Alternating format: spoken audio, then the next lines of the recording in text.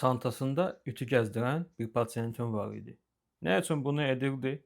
Çünki dəfələrlə yoldan qayıdıb söndürdüyünü yoxlamağa çalışırdı və bu əminliyi əldə etmədiyi üçün son bir yol kimi, son çarə kimi bu ütünü çantasında gəzdirməyə başlayır. Amma əlbəttə ki, bir müddət sonra bu da artıq mümkün olmur. Çünki böyük bir diskomfort yaradır.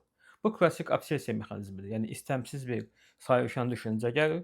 O düşüncə ciddi bir emosional gərginlik, təşviş yaradır və həmin təşvişin nəticəsində bir ritual, kompulsiya əmələ gəlir.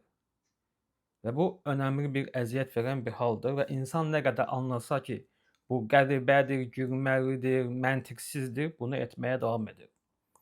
O vaxta kimi ki, müalicə üçün müraciət edir. Müalicə adətən antidepressantlar və koqnitiv davranış terapiyasıdır və müalicə ilə bu hal tam aradan qalxır.